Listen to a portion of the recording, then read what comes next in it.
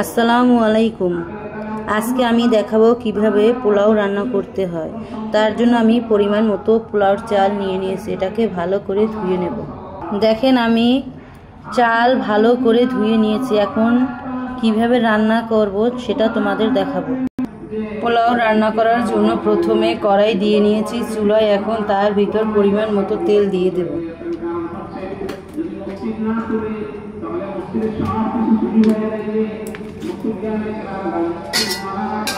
তেলটাকে ভালোভাবে গরম করে নিতে হবে।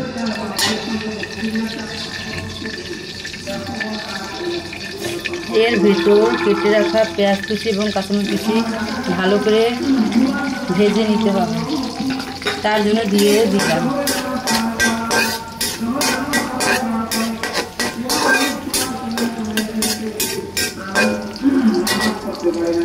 পেঁয়াজ এবং মরিচ এগুলো ভালো করে ভেজে নিতে হবে। এটাকে বাদামি কালার করে নিতে হবে। এখন আমি এর ভেতর গরম মশলা দিয়ে দেব পরিমাণ মতো, এলাচ, দারচিনি, তেজপাতা। এটাকে ভালোভাবে ভেজে নিতে হবে।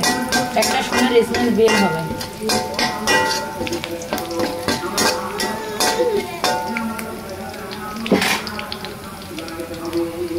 এর ভেতর আমি পরিমাণ মতো একটু আদা বাটা দিয়ে দেব এবং একটু রসুন বাটা, তাহলে খেতে খুবই টেস্ট হয়। একটা সুন্দর ফ্লেভার বের হয়।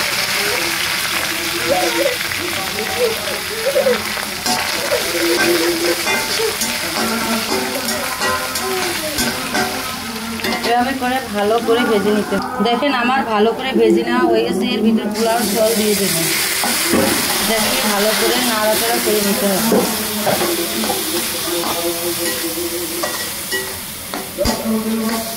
না আমি ইরেজে রাখতে না। দেখেন আমি পোলাওটা ভালোভাবে ভেজে নিয়েছি। এখন এর ভেতর পরিমাণ মতো পানি দিয়ে নিতে হবে। আপনারা যদি বাসায় এর ভিতর পরিমাণ মতো দুধ দিয়ে দিতে হবে টেস্টের জন্য। এটা দ্বিগুণ স্বাদ বাড়িয়ে দেয়।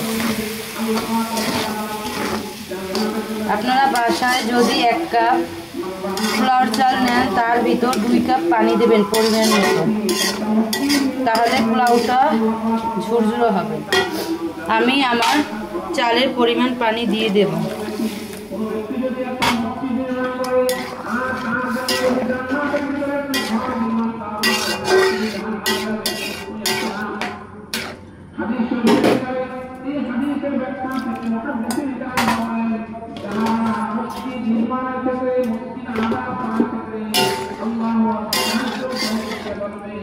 আমি পরিমাণ মতো পানি দিয়ে দিয়েছি। এখন ঢাকনা দিয়ে ঢেকে রাখবো 10 মিনিট।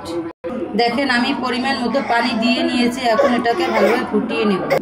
দেখেন আমি ঢাকনা দিয়ে ঢেকে রেখেছি। এটাকে 10 মিনিট ঢাকনা দিয়ে ঢেকে রাখবে, তাহলেই সিদ্ধ হয়ে যাবে।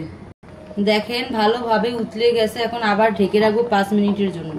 দেখেন চাল প্রায় সেদ্ধ হয়ে গিয়েছে। তার ভিতর এখন আমি পরিমাণ মতো আলু বখরা দিয়ে দিলাম।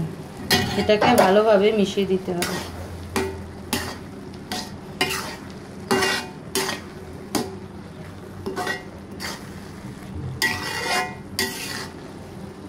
এখন আমি এটাকে আবার ঢাকনা দিয়ে ঢেকে রাখবো 5 মিনিটের জন্য, ভাপে দেব। দেখেন এর ভেতর আমি পরিমাণ মতো ঘি দিয়ে দেব স্বাদের জন্য। এটাকে আমি ভালোভাবে মিশিয়ে দেব। এর স্বাদ দ্বিগুণ বেড়ে যাবে। আপনারা এইভাবে বাসায় পোলাও রান্না ট্রাই করবেন।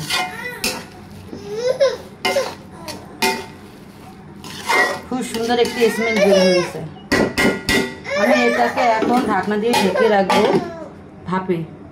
এর পেঁয়াজের ব্রেস্তা বানানোর জন্য পেঁয়াজ কুচি দিয়ে দেব।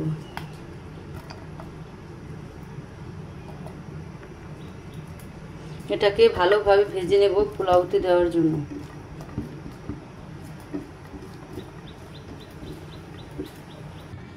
দেখেন আমার পোলাও কি সুন্দর ঝরঝরে হয়ে গিয়েছে। এখন এটাকে বাটিতে নামিয়ে নেব। দেখেন আমার পোলাও রান্না শেষ। কি সুন্দর ঝরঝরে হয়েছে, এটা খেতে খুবই সুস্বাদু। আপনারা বাসায় আলু বখরা এবং ঘি এটা দিয়ে রান্না করে খাবেন, তাহলে খুবই ভালো লাগবে। আপনাদের ভালো লাগলে আমাকে শেয়ার করে দেবেন এবং লাইক কমেন্ট দিয়ে পাশেই থাকবেন। আসসালামু আলাইকুম।